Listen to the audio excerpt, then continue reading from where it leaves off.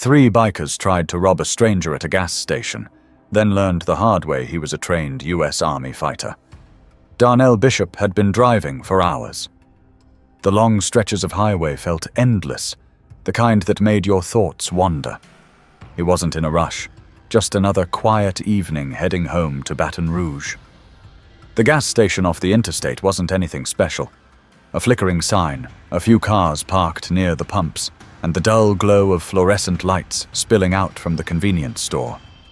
He pulled in, rolled his shoulders, and exhaled. He just needed to refuel, maybe grab a cold drink before getting back on the road.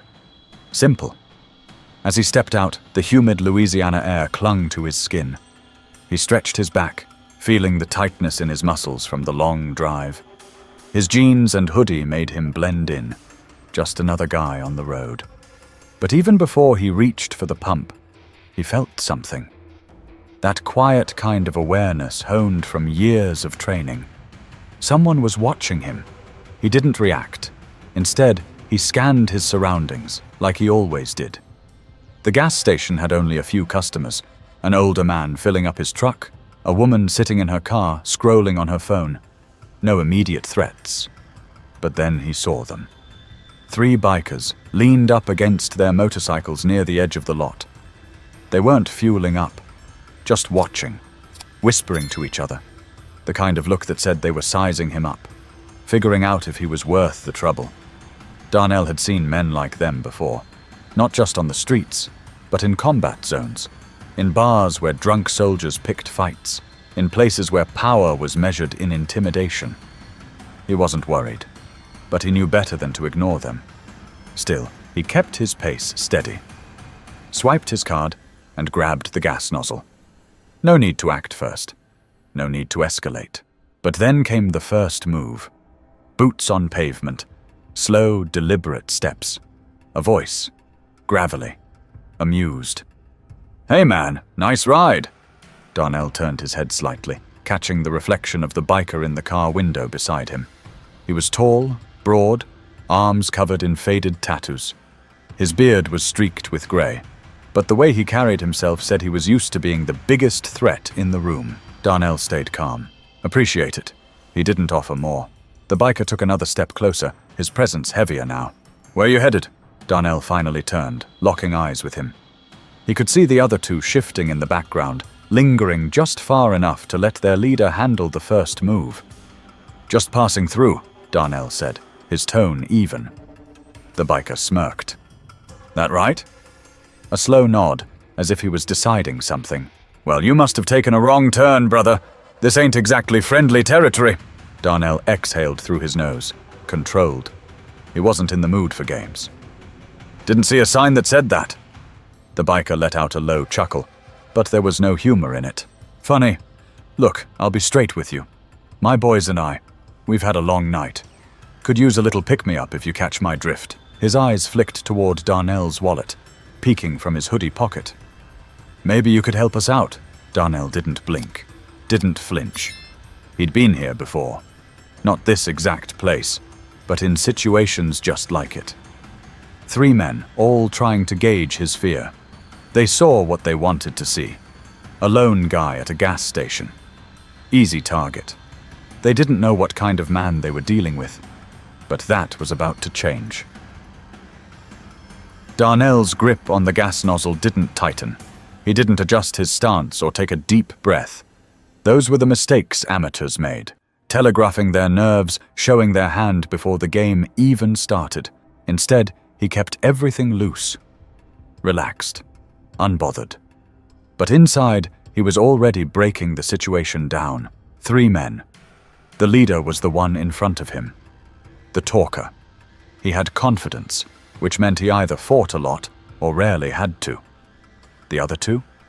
Hanging back, waiting for his signal. Followers.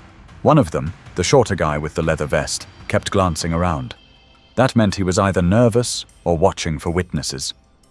Darnell let the silence stretch for a second before speaking. "I don't think you want to do this." The leader scoffed, tilting his head back. "Oh yeah? And why's that?"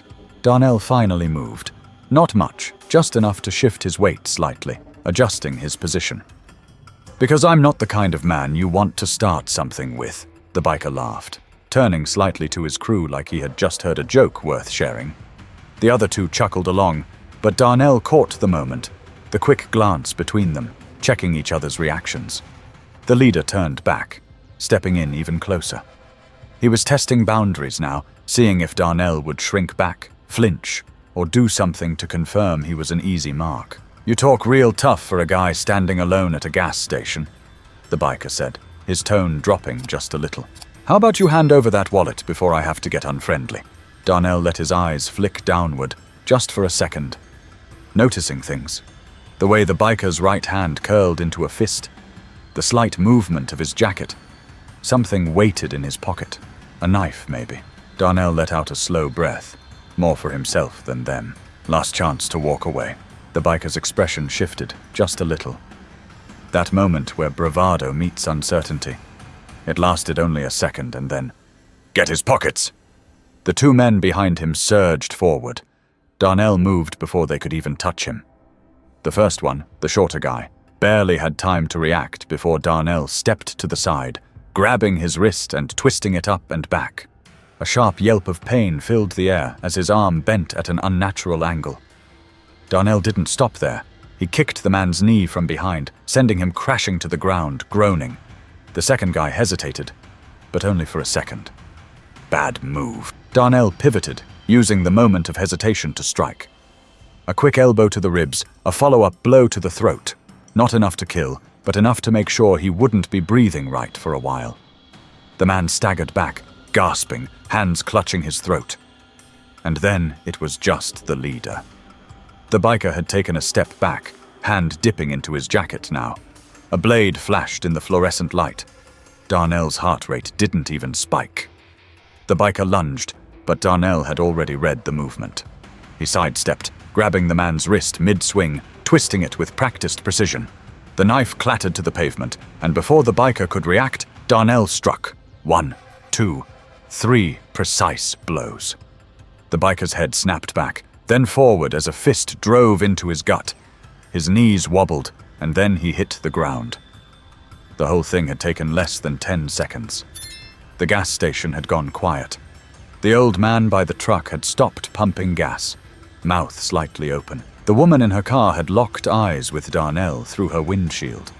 A store clerk inside peeked through the glass, phone in hand, probably calling someone. Darnell exhaled, rolling his shoulders. He looked down at the bikers, one groaning on the ground, another trying to catch his breath, and the leader sprawled out, gasping. But things weren't over yet. The leader struggled to his hands and knees, blinking hard, shaking off the hits. He wasn't used to being on the receiving end of a fight. His lip was split, a thin trickle of blood running down his chin. He looked up at Darnell, something wild in his eyes. Anger, humiliation, maybe even a little fear. But fear wasn't always enough to stop a man from doing something stupid. Darnell saw it coming before the biker even made his move. The slight shift of his weight, the way his right hand inched toward his jacket again. Another weapon? Maybe a gun this time. Darnell couldn't afford to guess. The leader lunged. Darnell reacted instantly. He grabbed the man's wrist before it reached his pocket, twisting it hard. A grunt of pain ripped from the biker's throat as Darnell yanked him forward and drove a knee straight into his ribs. The impact sent a shockwave through his body, forcing the air from his lungs in a choked gasp. But Darnell didn't stop there. He pivoted, planting his foot and driving his elbow into the side of the man's head. The biker stumbled, his balance gone. His hands shot out, desperate to grab something. But Darnell stepped in, hooked his leg behind the biker's knee and shoved. The man hit the pavement hard, back smacking against the concrete. A sharp oof escaped him, the sound of someone who just had the wind knocked clean out of their chest. Darnell took a slow step back, breathing steady. The leader wasn't getting up this time, but the other two still had some fight left in them. The one Darnell had dropped first, the shorter guy, had recovered enough to push himself up on shaky legs, his face twisted in a mixture of rage and embarrassment. He wasn't thinking anymore, just reacting. He grabbed a tire iron from the side of his bike and charged. Darnell didn't move right away. He let the man get closer, let him commit to the swing. The tire iron cut through the air, aiming straight for his ribs. Darnell shifted just enough to let the swing pass in front of him.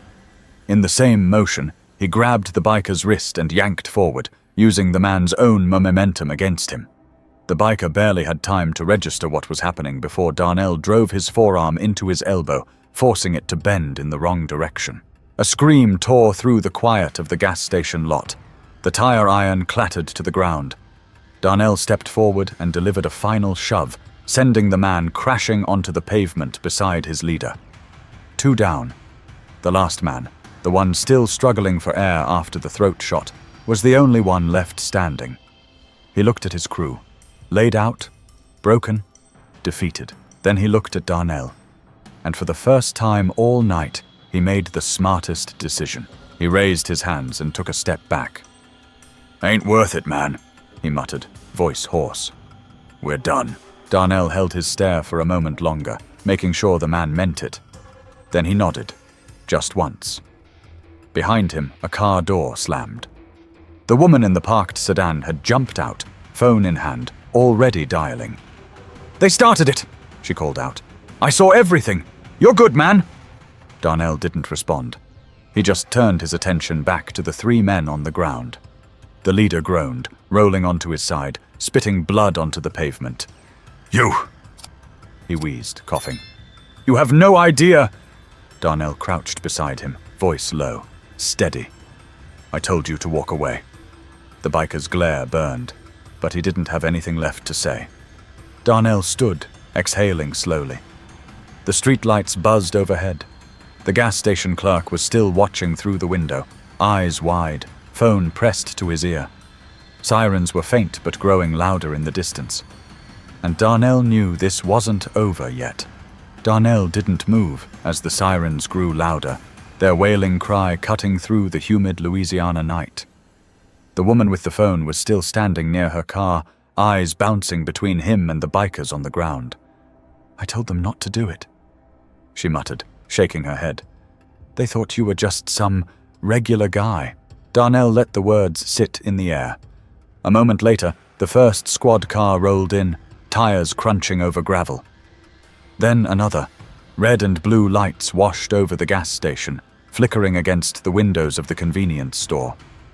The bikers barely stirred, still groaning, still trying to gather themselves after the beating they never saw coming. 2 deputies stepped out, hands hovering near their holsters. The one in front, a stocky man with a thick mustache, scanned the scene before locking eyes with Darnell. "You the one who did all this?" His tone wasn't accusing.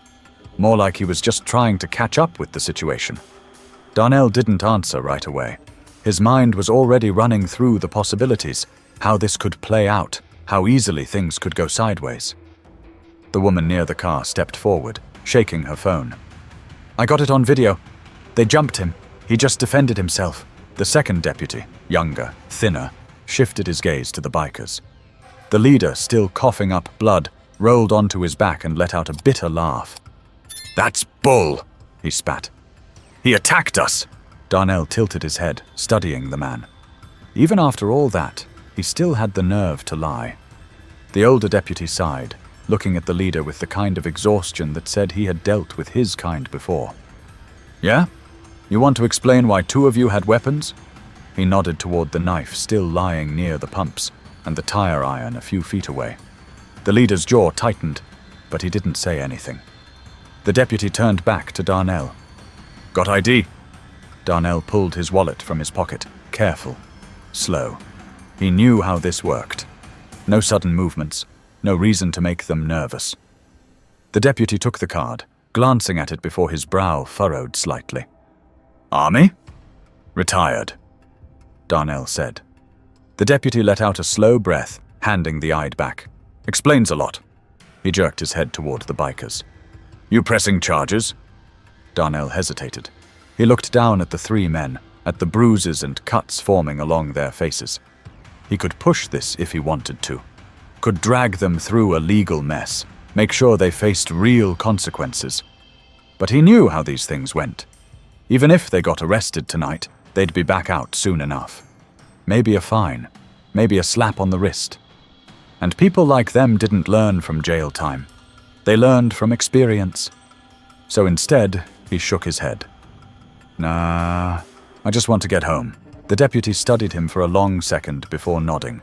All right, get your gas. Get out of here. We'll deal with them. Darnell didn't argue. He turned back to the pump, finishing what he started like none of this had even happened. The woman with the phone walked past, watching him with something between admiration and disbelief. They had no idea, she murmured. Darnell looked at her, then at the bikers one last time.